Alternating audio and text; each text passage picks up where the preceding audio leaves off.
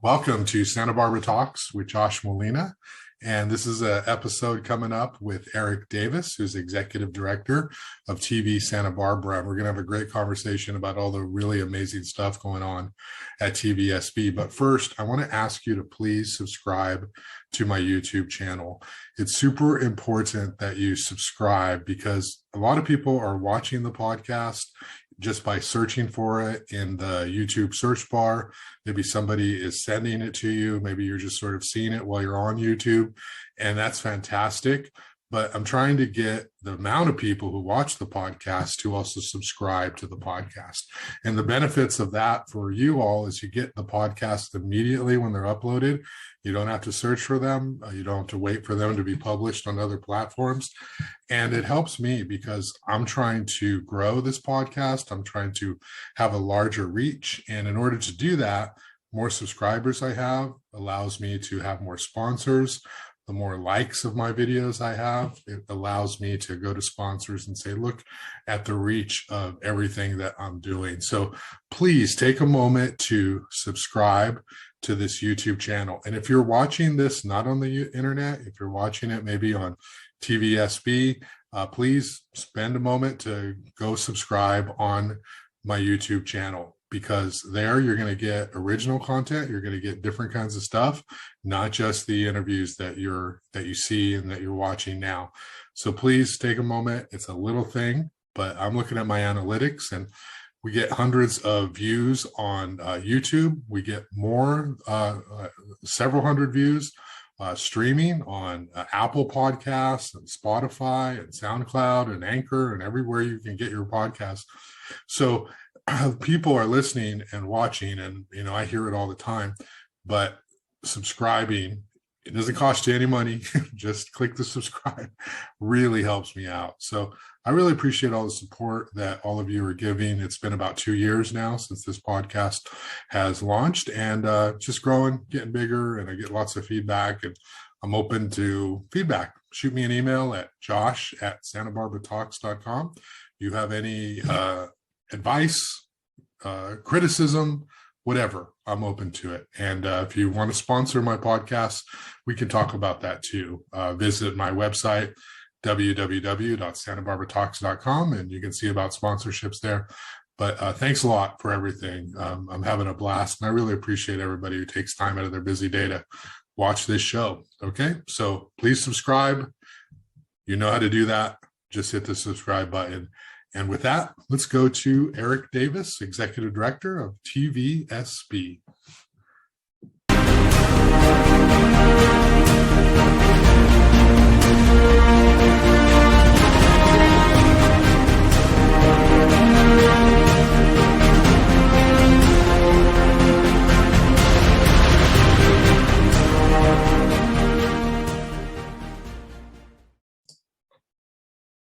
Welcome to Santa Barbara Talks with Josh Molina. It's my pleasure today to be here with Erik Davis, who's the Executive Director of TVSB. And Erik, I've known you for a long time in this community, long before you were with TVSB. You were somebody deeply involved in the community and wore so many hats: El Presidente of Fiesta, a historian, a preservationist, and now you're in this incredible role where you're helping to build community access television in this community. And we're so blessed. We're so lucky. I'm not sure that people understand how lucky we are to have this nonprofit organization in the community to provide this quality programming. And you are at the helm. You're fairly new there. Erik Davis, how are you doing today? Great, Josh. Thank you so much for having me.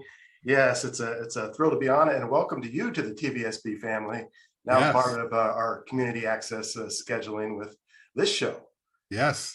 Thank you. We've been in talks, in negotiations. I appreciate you extending the opportunity to join your really stellar cast of shows it's cool for me to reach a whole new audience. So thank you.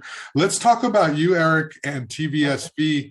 For people who are familiar with TVSB, you know it's this great place for all of this culture, all of this great discourse, discussion. It's a place where it's not like left, it's not right. It's for everybody in the community. You can find something. Talk to me about TVSB for people who maybe don't know what you are or where you're at. What can they expect from your two channels? Well, the most interesting piece for me is that community access dates back to 1974 in Santa Barbara. I don't know that a lot of people know that. So there's a long, rich history back to when there was only 12 channels on the dial. So it's gone through a few iterations. It came out as TVSB in 2001. And yes, we're the Community Access Center, the hub of this community. And the two channels are 17 and 71 under Cox dial. You could also find us streaming on demand. We've launched a new iPhone app, Roku, Amazon Fire, so you can find our content. But I call it the People's Channel, right? Because it's locals producing content, like yourself, like this show. We've got a wide variety of shows, from dance for seniors and dance for kids to politics to the only Spanish language broadcast in Santa Barbara County. We've got animal shows, so it really runs the variety of this entire community. It's a blast. It's a neat treasure. And you're right, the communities that have community access stations are very lucky. Yeah, I remember, I grew up in this community, and I've been in Goleta, Santa Barbara for pretty much all my life, minus about 4 or 5 years of working out of town and college out of town. So I remember having that station and that presence and watching and sort of saying, whoa, this is kind of cool. This is local content, the various shows that I would watch over the years. Can you talk about what the focus of TVSB is? You're kind of new. You've been, what, 2 or 3 years? What does TVSB do well? What's the best thing that it does in this community? Well, I started November of 2017. Okay. A month later, we had the fire and the mudslides. Yeah. And then we've gone through some things in 2 years of a pandemic. So what it does well is it's there for the community. We didn't miss a minute of programming throughout this episode. And what it does well is give voice to people. Anybody can make a show nowadays. It's and really have a voice. Zoom, in fact, like we're doing today, has really enhanced our content offerings. And so there's a lot more people producing content. But for me, where I've really found my juice, and now we're in 2022, is just working with the nonprofits. We have a creative service wing, and when the pandemic hit, especially, a lot of nonprofits reached out to us. How do we do fundraisers? How do we get our message across? Today in the studio, we have a show called the 805 Focus. It's hosted by Dr. Cinder Sinclair, and she brings in nonprofits, gives them a 20-minute segment, and just talks about their mission and how they can be supportive. They're evergreen, so we air them on our channels for a while. Today, we have the Santa Barbara Foundation, Lotus Land, and the Environmental Alliance. Wow. So, we get a lot of great people coming through here. And it's just a fun organization to be a part of, and really critical, and very important. So we do a lot of things well. Most recently has been, though, the branching out into a creative service division that helps not only nonprofits, but we've been a part of festivals, keeping them alive, and bringing arts and culture, televising those events when they couldn't have people in attendance. So we've made a pretty big pandemic pivot, and it's really, I think, brought forward our value as an access station.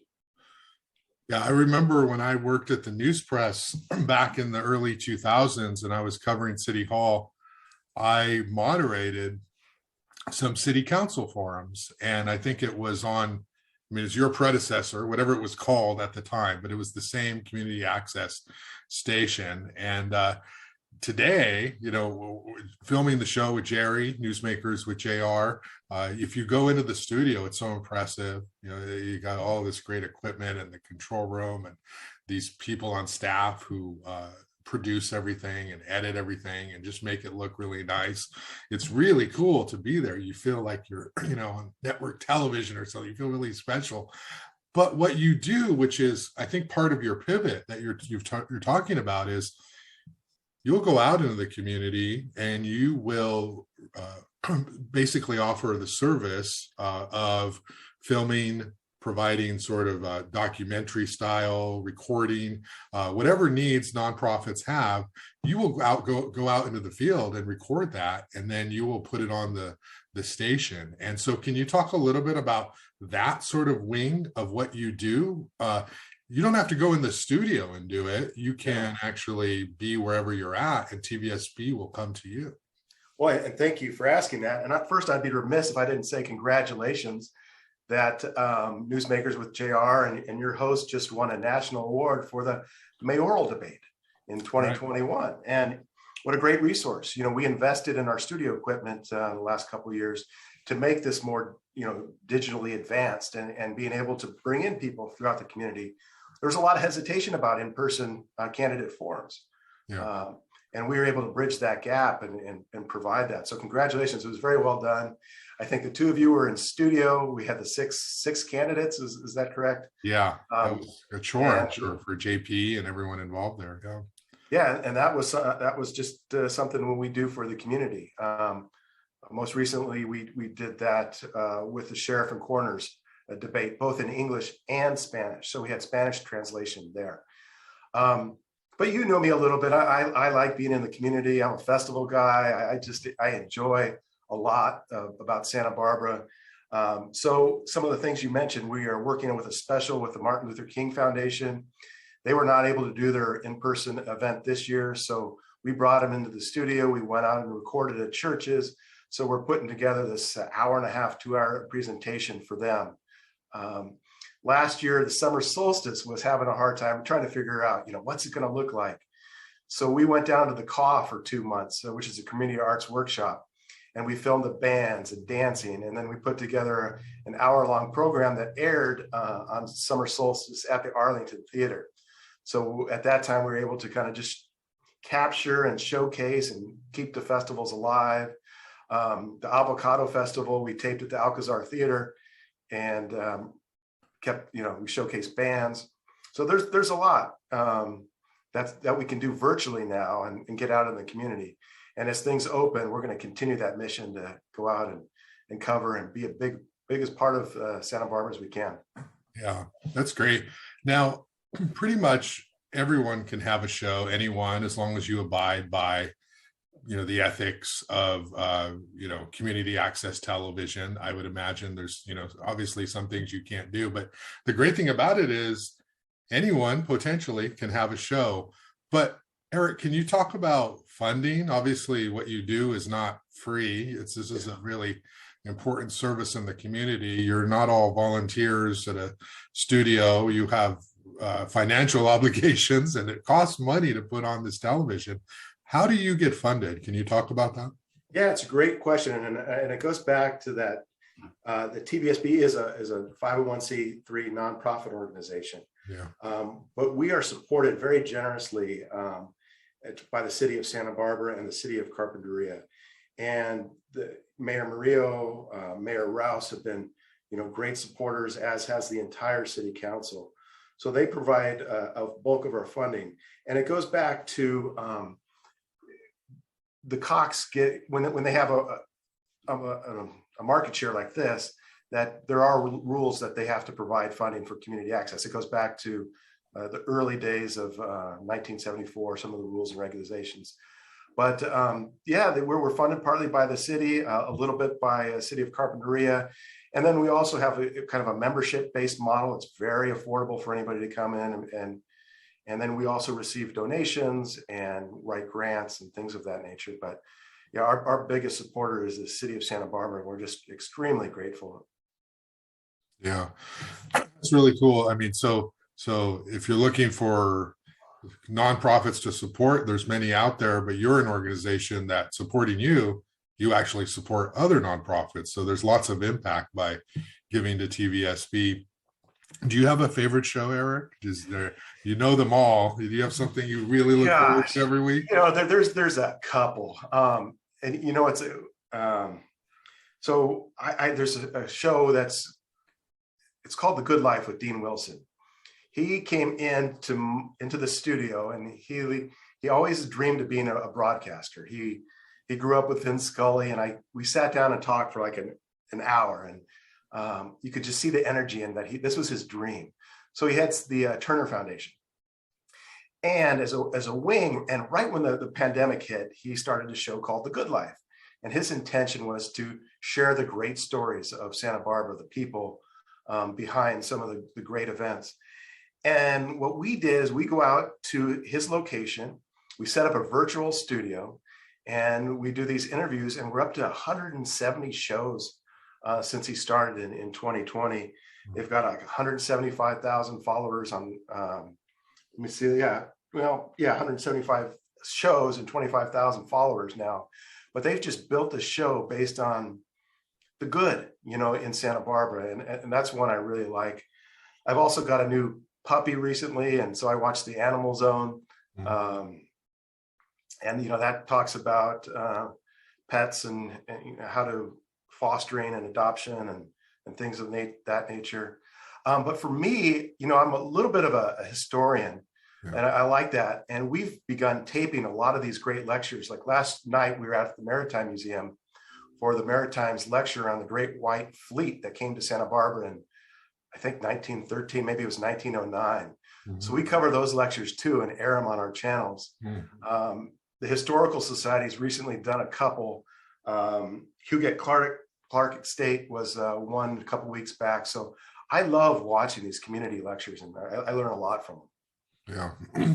So Eric, you mean I can copy the Good Life model and get the crew in my backyard and we can on location interview? That sounds so cool. Yeah, it's quite a setup. I mean, it takes a while, but they've really found their groove. We do 2, 3, 4 shows a month, and yeah, it's in the backyard, fully set up. And like I said, I think they're approaching 175 shows. It's a neat show to be a part of. Yeah, that's really interesting. I watched, I've seen a few of those episodes.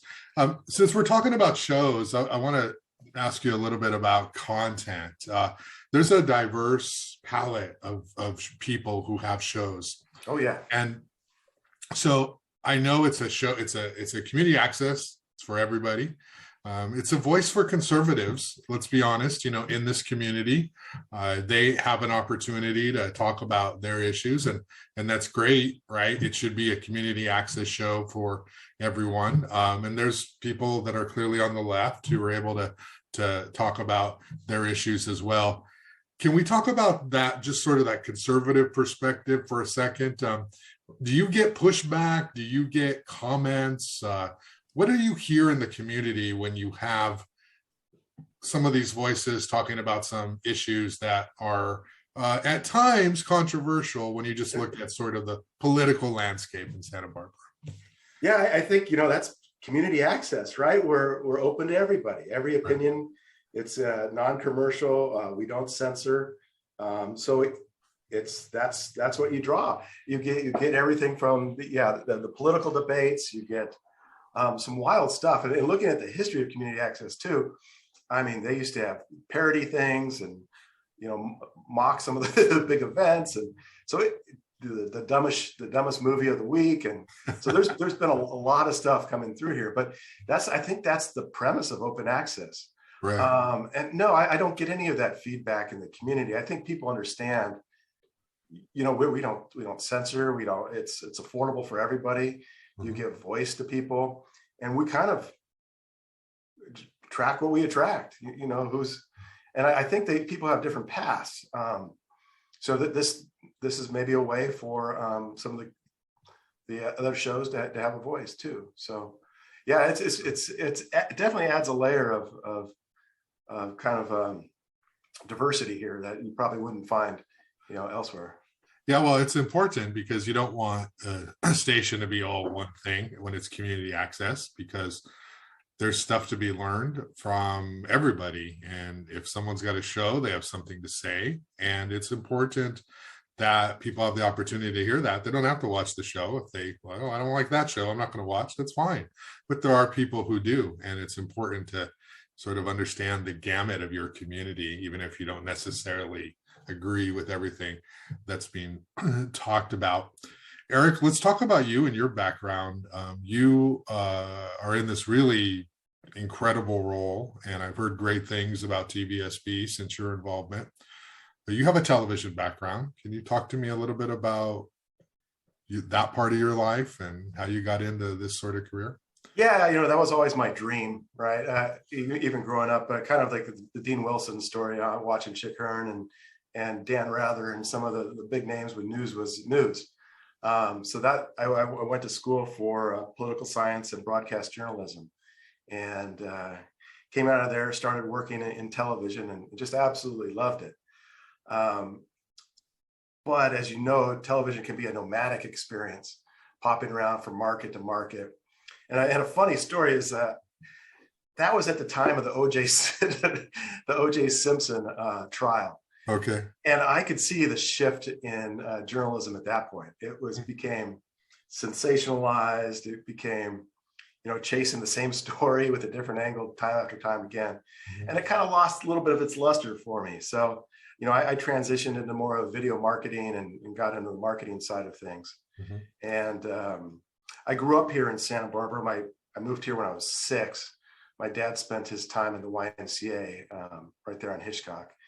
And so I went to San Diego for school, came back in 2000 and kind of advanced in that marketing field with a specialization in broadcast, and was doing a lot of live shows, and discovered TV Santa Barbara as like a kind of a place to host, some great content, and hit it off with the executive director. And one day he called and asked if I would apply for the position. And yeah, it's a really kind of a dream job for me. It's a great fit of, my community involvement, my love for video storytelling, and it's been fun, challenging, but fun. Yeah, and when you were a reporter, were you a television field reporter? Yeah, a multimedia journalist, we would call you these days. Yeah. Did you have a camera crew? It was just more of the traditional television news reporter. I got some of the old clips. They're kind of funny to go watch. What were some of the stories you covered that you remember that stand out? I was more on the environmental side, especially in San Diego with lagoons, and it was just a lot of ocean and environmental stuff. That kind of was my niche. So you mentioned you grew up on Chick Hearn. So do you have all of Chick Hearn's famous lines memorized in your head? Oh, pretty much. Yeah, I could probably get a number of those out pretty quick. But it's yeah. So that was always my passion. I always thought I'd be a sports reporter, get into announcing or things of that nature. So it's kind of come full circle.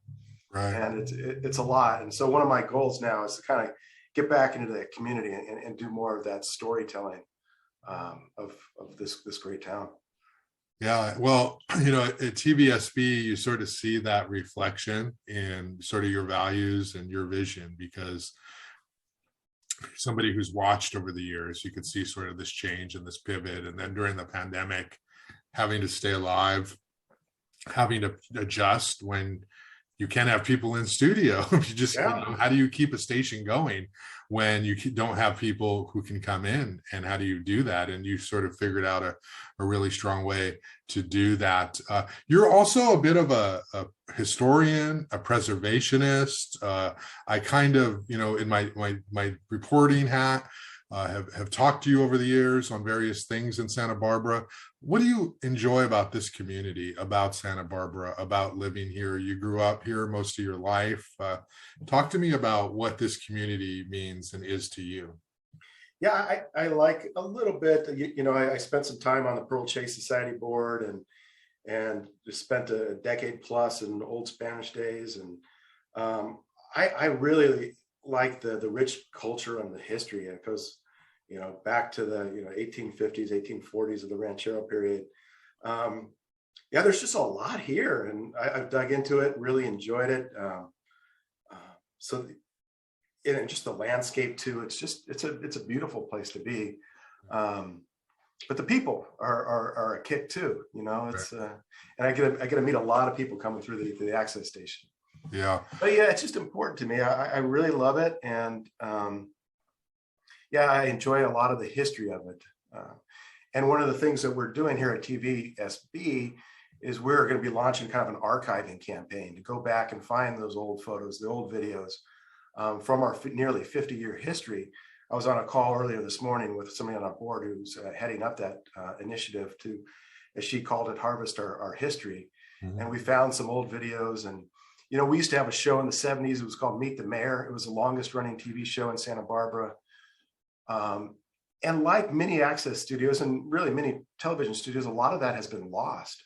Mm-hmm. So we're going to be trying to dig that up. We do have some footage from the 1924, 1926 Fiesta parade, which is just incredible to watch. But we're going to make that announcement here in June to the community to really start collecting and digitizing and saving Santa Barbara's history.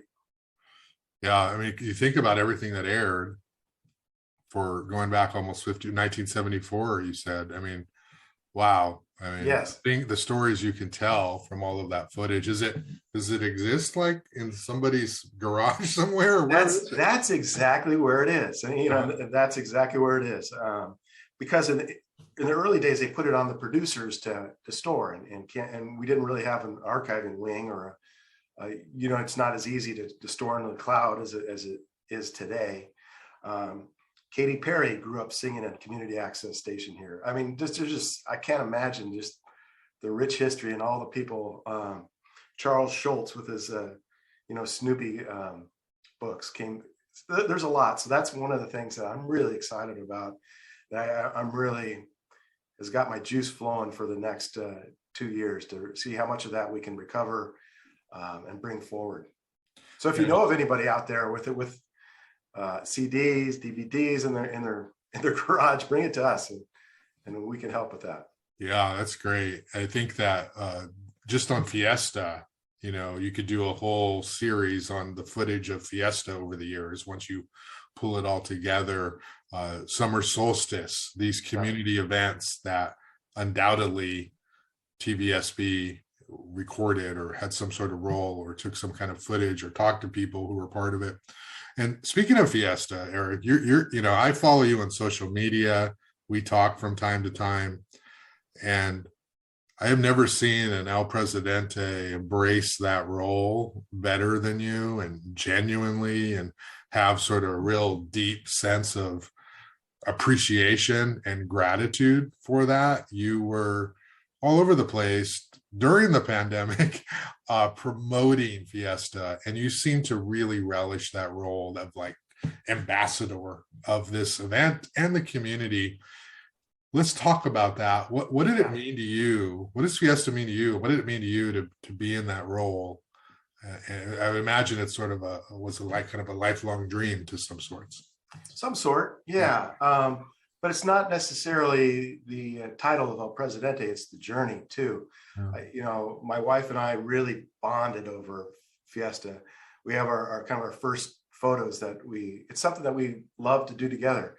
The dressing up, going to events, and we really just connected over it. And, I got into the PR side of things and tried to really build that brand, and got to meet some of the people that'd be helpful to me when I was president. But it was a journey, and I loved every minute of it. And we were off and running in 2020 with a theme. We were just about to announce the poster and select the spirit and junior spirit, and then the pandemic hit.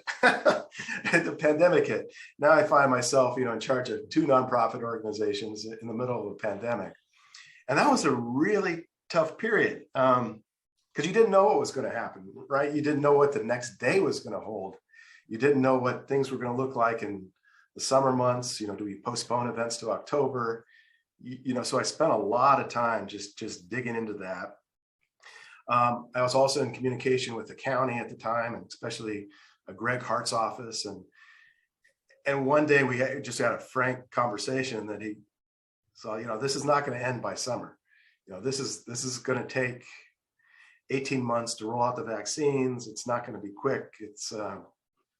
And it turned out to be prophetic. The vaccine rollout was quicker than they were expecting. But once I had that, I had just felt in my heart, and I talked to some historians about it, and that this town's going to need Fiesta more than ever, however that looked. And we're going to bring hope, and we're going to bring joy, and we're going to bring optimism, and we're going to keep the spirit of Fiesta alive, however that looked.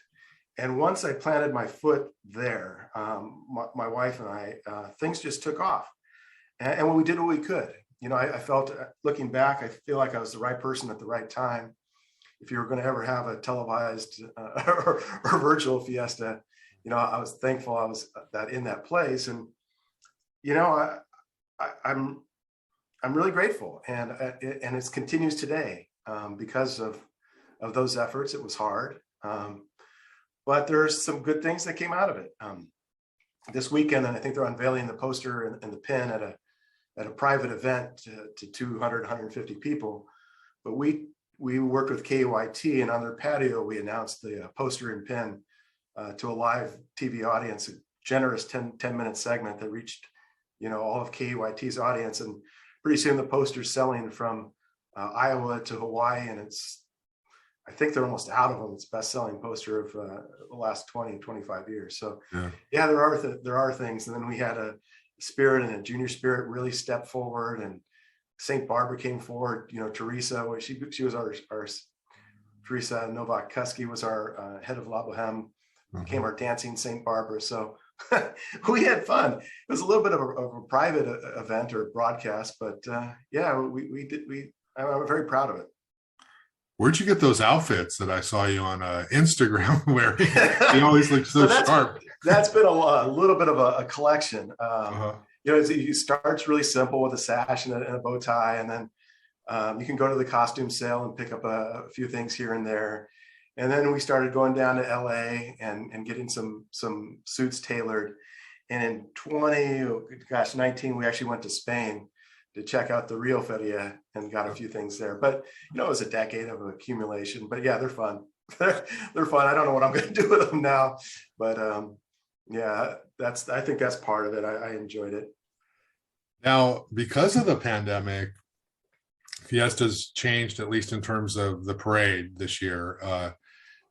It's on Cabrillo Boulevard. It's not going to go upstate. We have the State Street Promenade and the outdoor dining, and that's a whole conversation between business, City Hall, the community. What do you think of that? What do you think of Fiesta and Cabrillo? Would you like to see a return to state for historical purposes? It's the biggest horse parade in America, and it's a place where, you know, the tech employee who just got hired, you know, they love Fiesta. But the people like me who were born here remember going downtown on State with their, you know, father and, you know, watching it from the sidewalk on Cabrillo or something. And there's some history to that. What would you like to see the Fiesta parade be like? Well, I think you got to just kind of adapt with the times, right? I don't think State Street's an option at this summer, these summer events. But there is some magic to State Street with the jacarandas in bloom. You know, you got the beautiful Fiesta flags that stay up for a couple of weeks. You've got the restaurants, you got the people.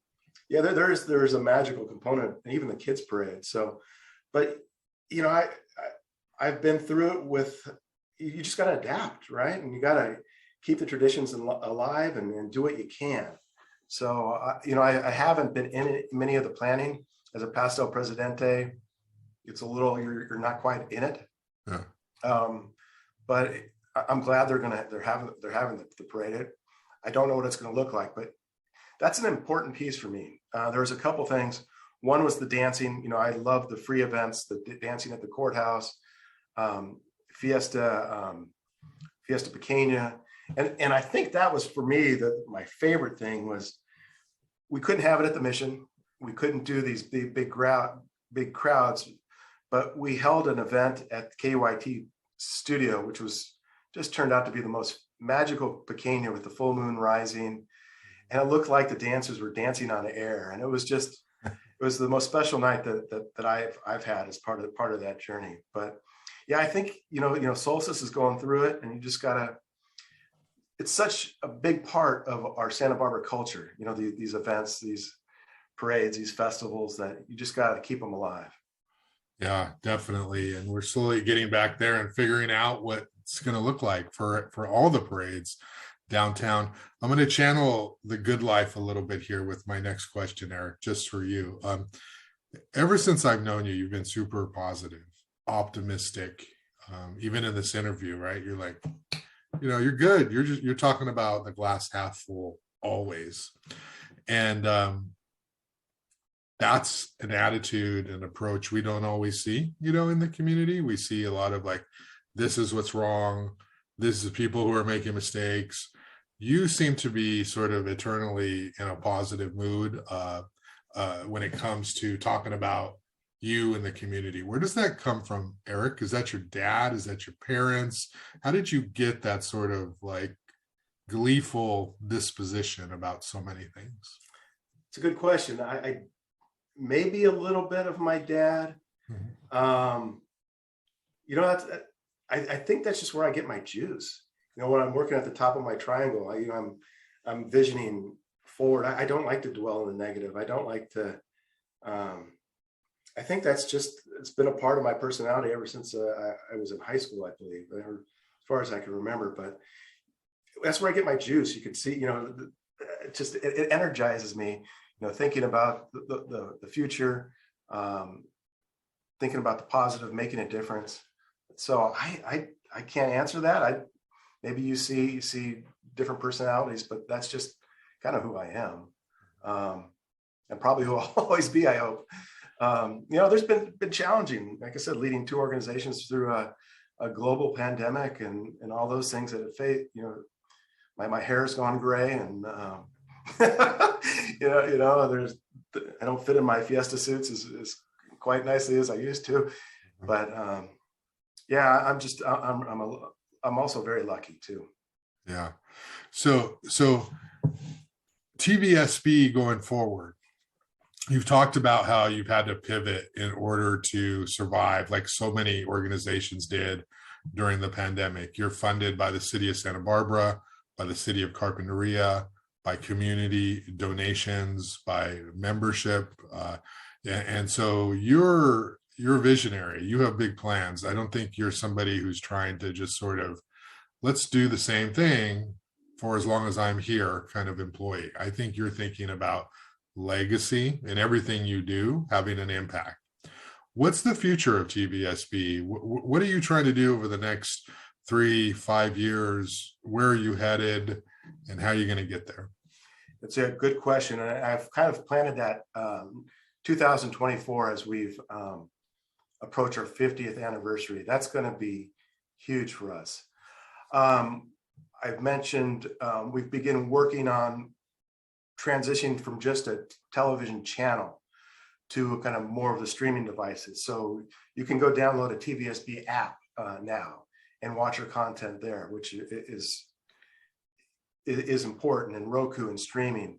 I also want to get out and being able to live stream from events back to our channels. And we're working on things. We're also getting more into the government broadcasting. We handle the broadcasting for Carpinteria, other government programs. So, that's they break this into 3 different things: public, educational, and government, PEG. So I'm really enthused by the government side too. And we're starting to work closer with City TV to cover some more of their, help out with covering more of their boards and commissions and things of that nature. Yeah. So that's one angle, the streaming angle, bringing forward the history, and then also increasing our technology so we can do more shows like this. This may not have been possible in 2019. The mayoral debate that won a national award was not possible. So more of that live video, the live streaming. We want to increase our content too. We've seen that.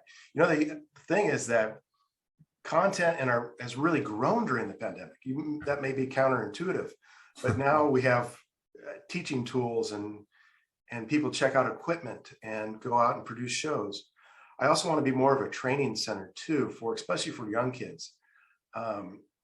who may have the opportunity to produce shows to, as I think you've always had that journalism bug too, that, we can teach young kids and, let them there's a lot of academies at the high school level, but can we go younger and provide them with the opportunity to produce and learn the values of journalism, media literacy, the importance of media literacy. I think that's the next big step for us, is going into the schools and working with youth on topics, especially like media literacy and the importance of knowing your digital footprint as you advance.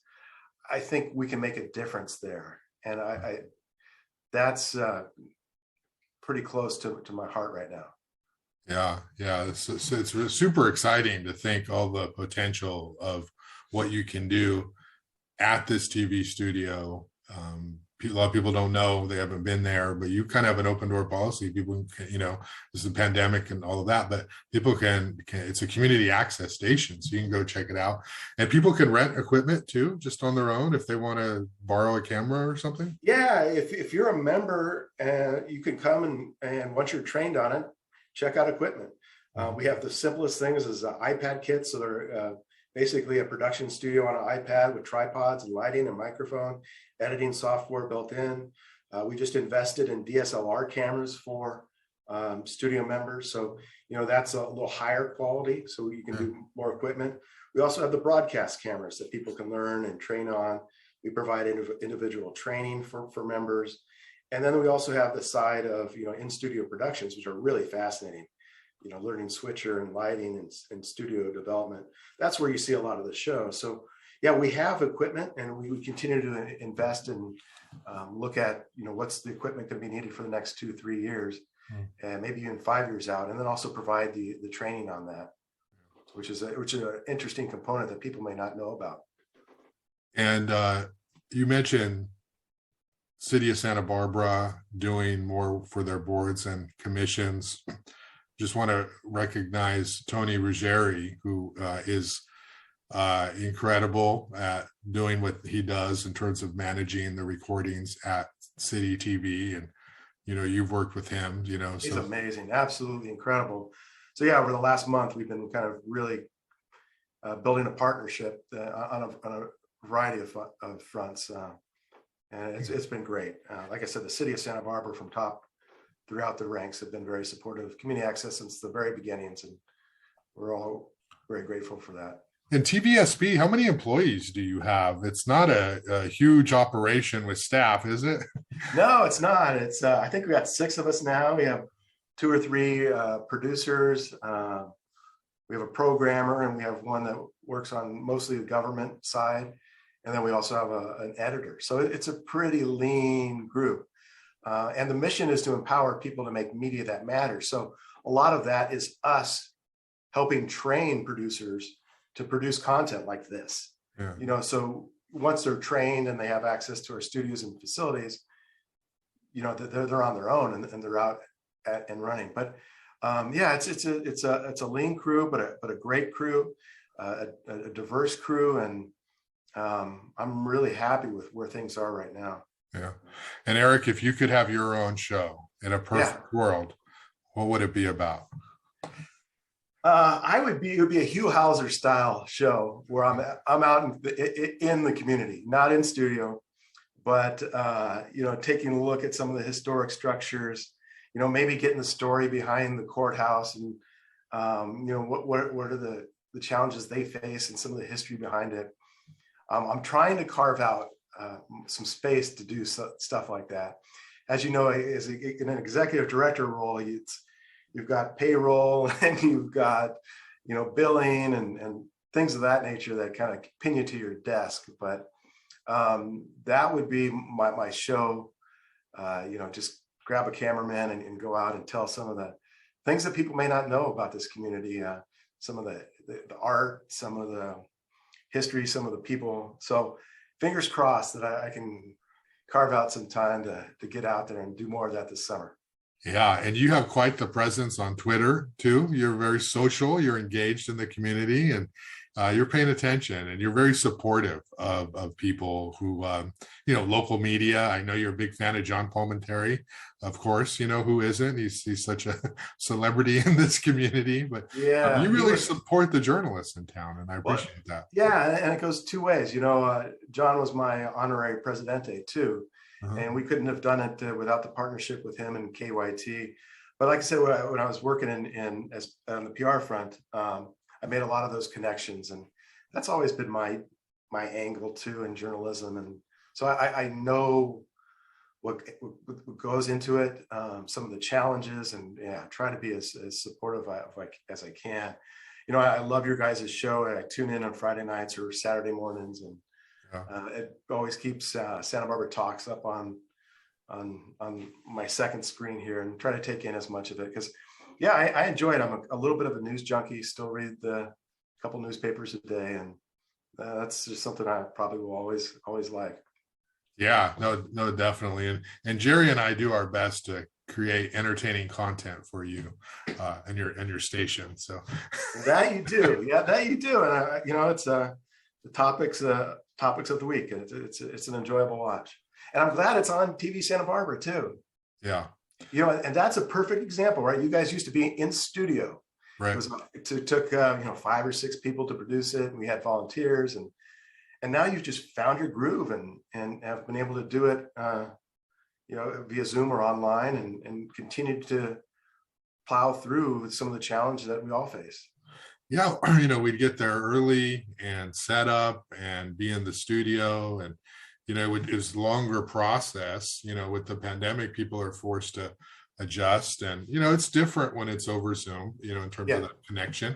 But there are a lot of benefits in that we can just do it. There's less of like, let's set up a time to be there. So, it's all good, but it's good to have a diversity in the types of programming that you create. I want to give you the final word, Erik, just sort of going forward on TVSB. What do you want people to know about what it is that you do, whether it's content, whether it's about contributions, supporting the stations? You have the final word here on TVSB and what it means to this community. Yeah, well, thank you, Josh. It's been a quick interview, an enjoyable interview, and thank you for your support. But community access, it's been around 50 years, but it's also faces a lot of challenges. We have legislation at the federal level, at the state level, to really try to help keep community access alive. Funding's fallen off from the county and other sources over the last 20, 25 years. So it's not something that we can take for granted. We need members. If you want to be a member just to support, the local content and how valuable it is to this community to have a place where anybody can share their voice. And the more I dig into it, the more I find the need of how important community access centers are. And a lot of communities are losing them. So I just advocate, there's a lot of ways you can help. You could support a show. You can make a donation. You can, like us, subscribe to us on YouTube, or you can get involved. So there's a lot of ways, but just know that, TV Santa Barbara is a nonprofit, and we're lean, but I think we do great things in this community, and we're going to do more. And so any type of support would be greatly appreciated. Yeah. And tune in to channel 17 and 71, and find us streaming and on app, because it's a wide variety of content. Like I said, from dancing with youth and seniors to lectures that are super, super hyper local. I used to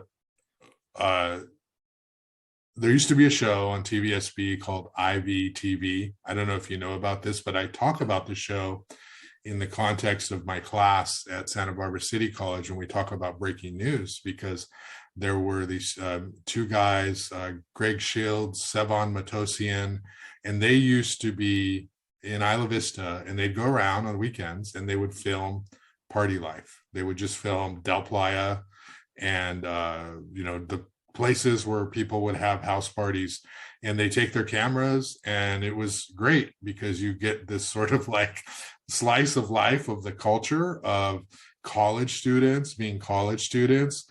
And it was really entertaining. It was really interesting. It was called IVTV.